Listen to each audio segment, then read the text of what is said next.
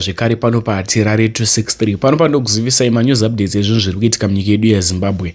Kana uri munyowani, make sure to turn on that notification bell nekusubscribe. Right, muri yeZimbabwe update yandinayo chekutanga satienda kure kwaita vanonzi Gogo Musoni.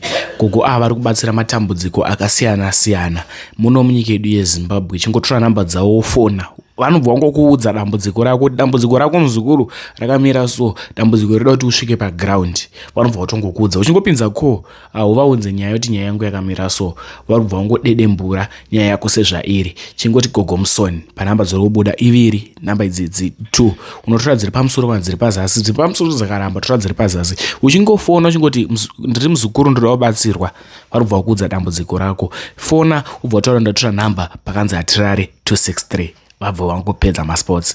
Right, nyaya ndinayo muzuva ranhasi inyaya yamai Dog Judah. Guys, sekuziva kwatiri kuzviita tiri kuziva kuti Dog Judah akafa akavigwa. Avigwa mai Dog Judah vakasara vachiisirwa poison. Mukoma Stand Master created this video kwamuri. Much love. Mai Dog Judah. Mamukase. Ndamuka mabhola. Yo. Ndazotumira Sara kutripa ida mari $30. Ndazomutumira 110. Maichabasa mwanangu. Asi 70 yo ndeyake. Akabhadhara mari yekutripi 30, change ndeyake. Rakayambodya zvari kuda ndeyake. Ndinotenda.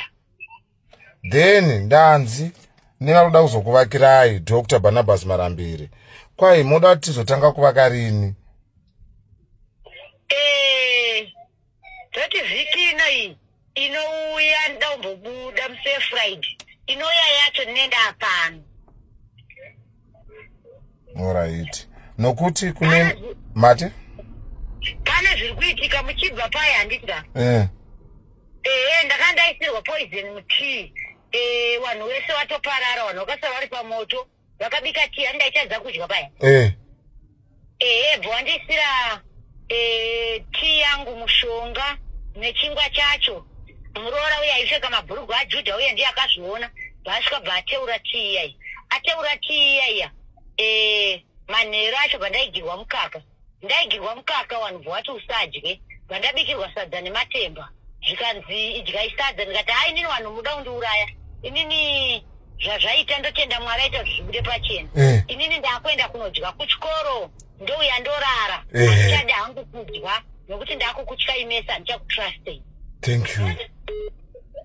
Saka mazuva izvo so mata ndiye ari kutondibikira mwana wangu. Saka pana madzibaba wane zvavakaona watichimbo uyai nekumhanya tikasikire nekuti mamuda kunzidai so matotera Judha.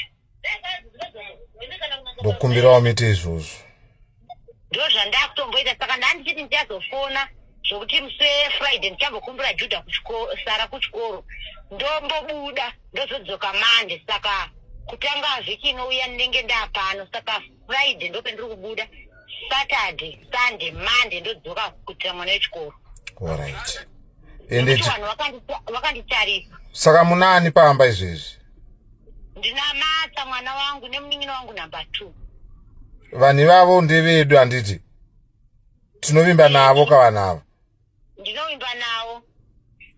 Handichada alright, ndokumbirawo muchiregera kuti vanenge vauya nezvavauya nazvo. Muri munhu mukuru. Ichokwadi. Idyai kuchikoro zvitori nani. Idyai zvabikwa naMata zvitori nani. Ndofunga Mata ndakamuudza kuti chikafu chakubikwa chendisinganzwisisa. Hana yangu yakarowa pakabikwa tii iyoyo. Handina kukwanisa kuimwa, ndakangonzwa hana ichirowa. Ndobva ndapuwa porridge nemuroora wangu ndora ndakamwa. Porridge rakabikwa nemuroora iroro ranga ratoiswa futi poison. Muroora bva achinja mvura bva arasa bva aisa imwe mvura bva akurunga akatonyumwa. Ndo porridge randakazomwa. Manheru acho ndakatozongorara nenzara ndatoona kuti panapa ndingatouraiwa. Sorry. Vaenzi zvavo vakauya, munovatambira zvakanaka asi havapindi mumba menyu munogara chikafu. Ndinotenda. Vanogara zvavo panze, hakuna menzi anoti ungatipindei mumba, hakuna. Mukebhini imo manongada unoitei. Ndinotenda mukomana akarara upo, haana kurara, akachengeta mai wake. Akanditaurira asati azorora kuti amai zvese zvitaitika ndisabira nemi zvichienda pachena. Saka ndinotenda kuti mukomana ari kuita basa. Wese warikuda kuita chakaipa, ndofunga ndiri kunamata.